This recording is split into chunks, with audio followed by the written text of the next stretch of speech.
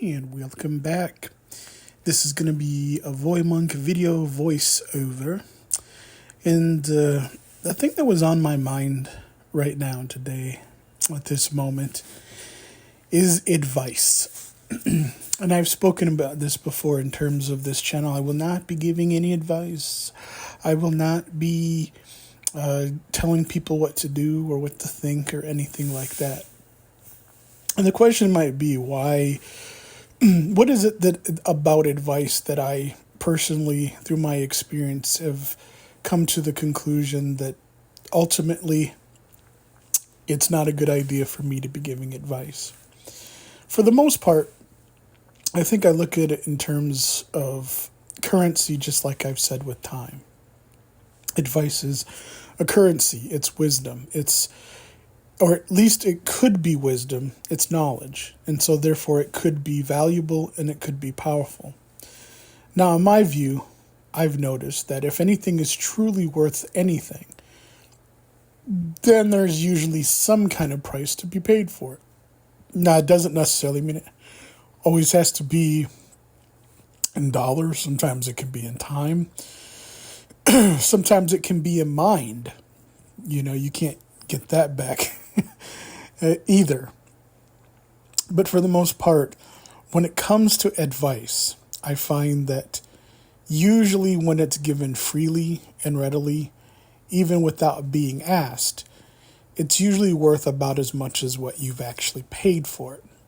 Now, I don't want to say that and have it be thought that, well, maybe you can buy time with a book or a self-improvement course, or sometimes take a recreational or vacation or something like that. And sometimes I think those are generally sold with the idea that the reason that their price is whatever it is because of what I just said, meaning you have to give something in order to get something that's of value. I don't know if that's true. I don't care if that's true. I personally haven't found that to be true at all.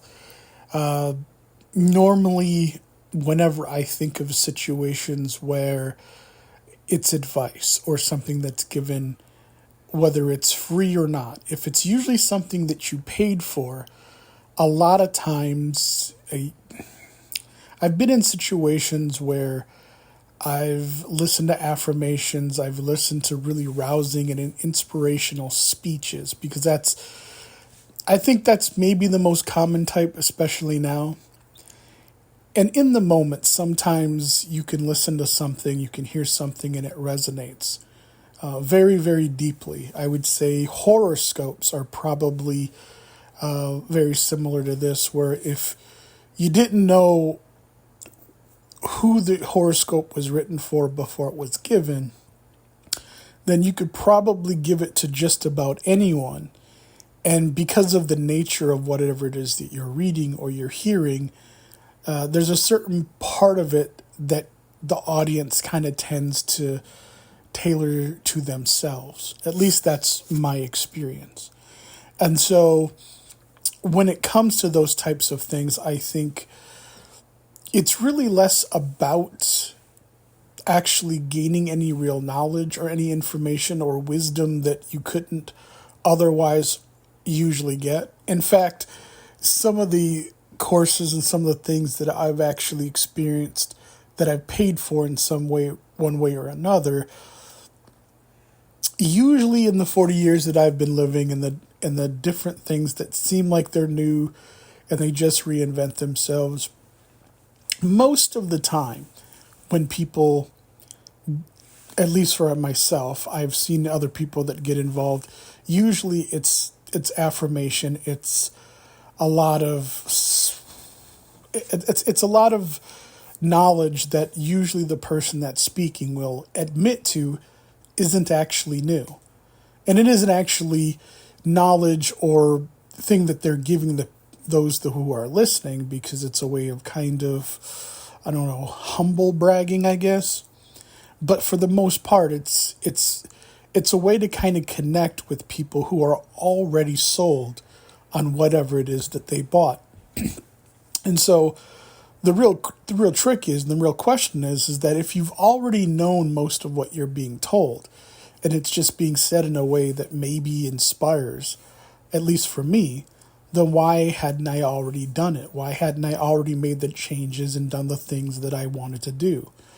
And what is it about whatever it is I'm giving up for whatever it is I think that I'm gaining somehow become more powerful, at least in my mind? And so that question is the one that really resonates with me today after all these years and my stance in terms of advice. I don't necessarily have a problem with advice. I think advice can be fine depending on where it comes from. But just like so many other things, I think it's important where things come from. I think in any event, whether it's advice or information, I think proceeding on the best knowledge that you can when you can have it, and that's really a very key thing for me, is that sometimes I've just never been in the position to take advantage the most of every opportunity that I've had. And I don't say that as some kind of excuse, although I guess it could be a reason, and some people would say that that's the same thing. But truly, truly, truly, the best example that I can get or give is that when it really counts, they say like a doctor or a lawyer or something like that, generally when it comes to consultations and something that's important, you absolutely know if it's worth whatever information that you've been given. Meaning it's not just something that you hear, it's something that you definitely can act on or not. I mean, keep in mind, just because I've gone to my doctor and he's told me things that I need to know, like don't drink Coke or don't drink Pepsi, or soft drinks aren't very good for you, and I may still drink them or whatever occasionally, and maybe more than I should. The fact is that I'm already aware of what are the consequences and things that could happen and why it might be a better idea not to drink that. And it isn't as though he's not giving me alternatives and that it's not whatever, but the fact is that when it comes to seeing a doctor, that's something you're definitely paying for one way or another, whether it's your mind, your money, your time, and maybe that's all a combination of all three or even more than that. When it comes to a lawyer, and I think that I have not had that many times in my life, but consultations can sometimes be free. But I think when it comes to the real advice that is actually actionable, and I think that's the key word, that's the key to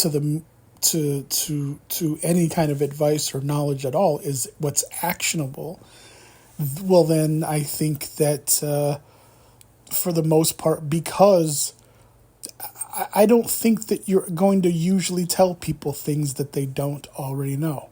I mean, if you're a smoker, I think you know that smoking is not good for you. That later along the lines, it'll probably kill you sooner rather than later.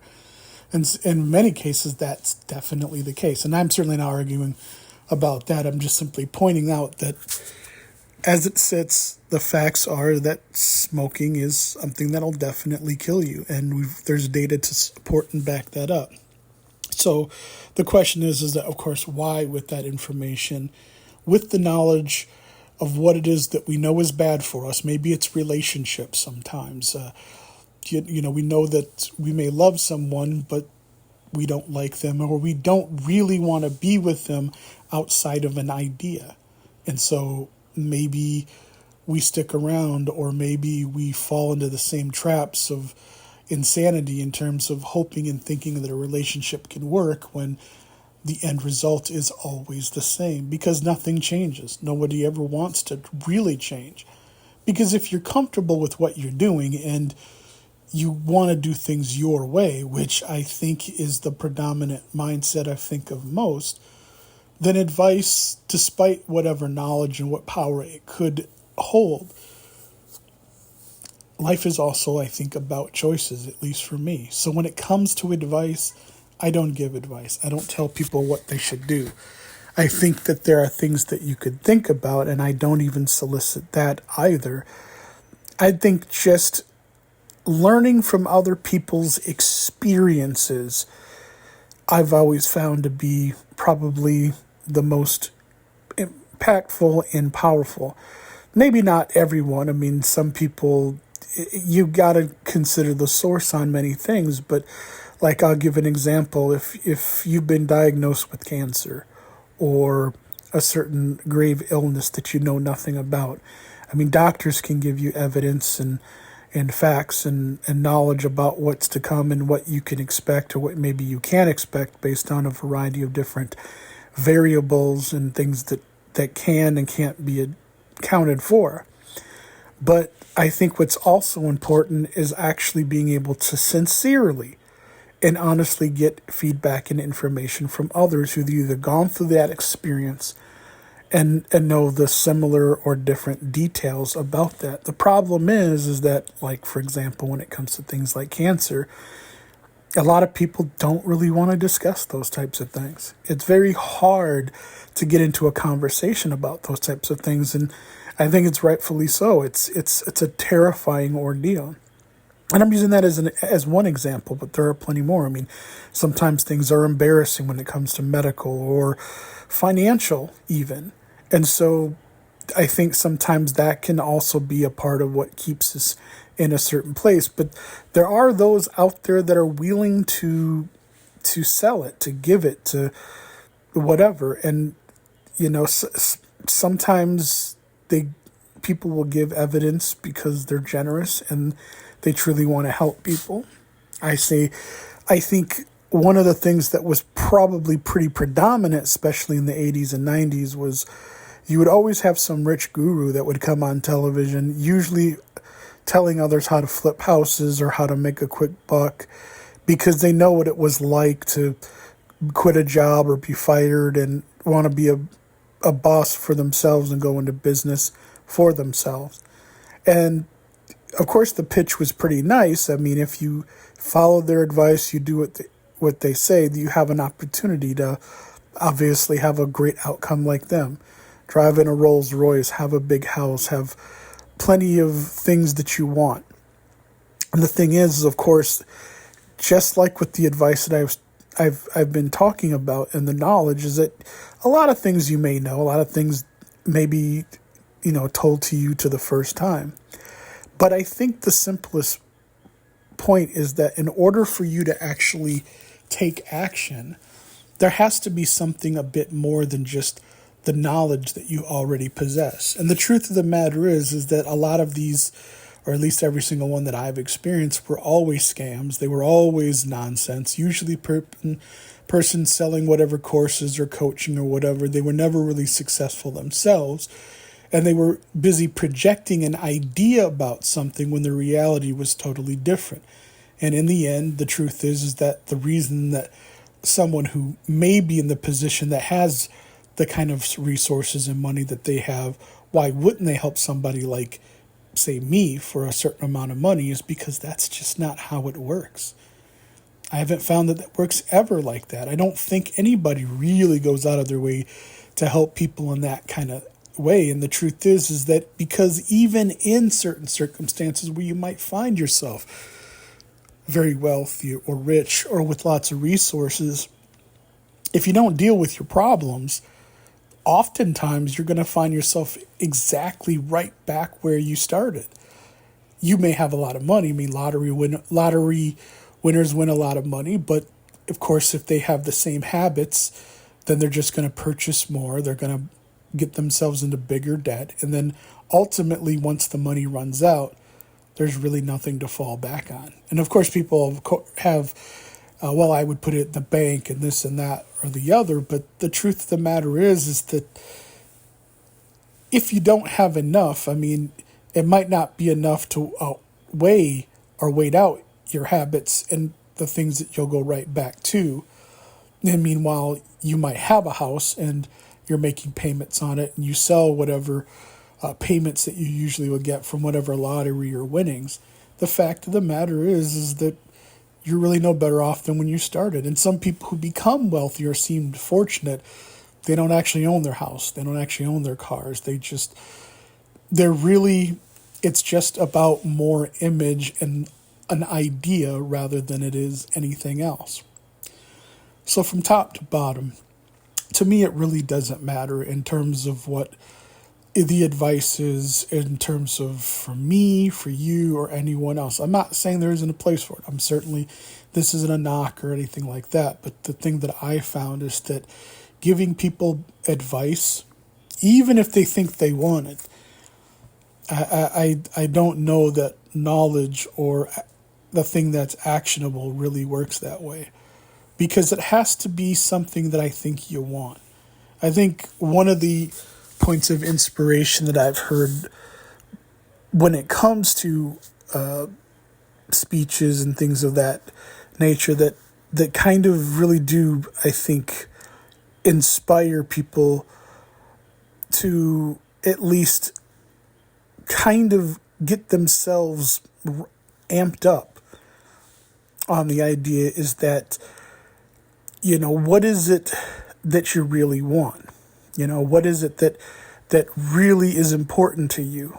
I mean, if I told you that if you got up at 8 o'clock in the morning every day and you'd get $1 million, would you have a hard time getting up? And the answer would probably be no, because you have something to look forward to, $1 million. And I'm not saying that like I said, I'm not giving any advice. I'm not suggesting that you have to have $1 million to wake up to in the morning. I'm just simply isolating the idea that what your priorities are usually match what you really want. And of course, what you really need. I think need is primal, want is also primal, but they kind of go hand in hand. I think you can get the things that you need, but never get the things that you want. And I think your life can be just as interesting, and I'm not talking about that in a good way or a bad way, as if you always spend a lifetime about the things that you want, but don't really understand the things that you need. And so when it comes to advice, I think the good old-fashioned way for me is just trial and error to some degree.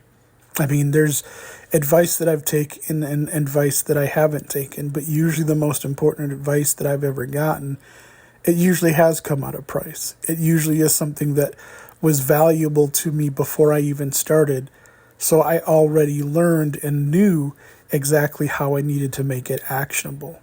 But anything else to the contrary, anything else aside from that, I can't say that I've ever been 100% or felt it was 100% effectual, that it made 100% effect. And so I think that has a lot to do with why and what and how people do what they do, and the place that advice will have is that if you already know it's something actionable, like, if you don't take this treatment, then you'll die. I think it gets tied into that saying, what has been said is that sometimes people will usually do the right thing, but they'll do it at the last minute when there's really no other option. And some people won't even do that. But yeah, like I said, advice is great. It's fine. And I don't have a problem with the fact that there are people out there that spend their lives teaching others. I think, what would the world be like if people didn't share knowledge? But I think sometimes knowledge can be underappreciated. Advice can be underappreciated. I think sometimes advice and knowledge can be useless. I think it can be as valuable as diamonds to some and as worthless as garbage to another. I think it really just comes down to where you're at. So if someone asks me a question, I'll answer as honestly as I can. But I won't give advice, and I certainly won't tell other people what to do. Aside from the things that I also mentioned before, that life has variables and variations. And what works and happens for one person doesn't necessarily have to match another. But I think if being asked, I think if probed, if that's an appropriate word for this is that if being asked what I would do or what my experience is, and I think that's more important, is what my experience is, I think it's one of those things you can take it or leave it.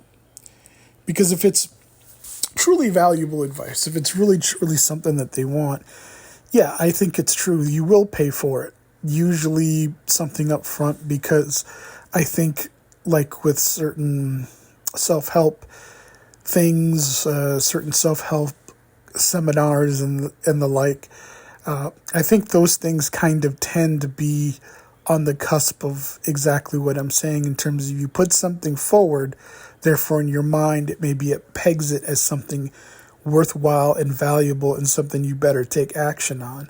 Because truth be told, is if I or someone else says, hey, this is how much it's going to cost and it's substantial, well, I think you have to stop and think really carefully. If I have to sacrifice and give this thing up, whether it's your time, your money, or your mind, what is going to be the end result? And so therefore, I don't think that means that you're going to do it either. I think change is very unlikely and next to impossible in most situations. It's especially without the knowledge and the reason as to really why you would make that change. I'm not saying that it can't happen, but I'm saying to you, it's very rare, and I think it's very unlikely in many cases.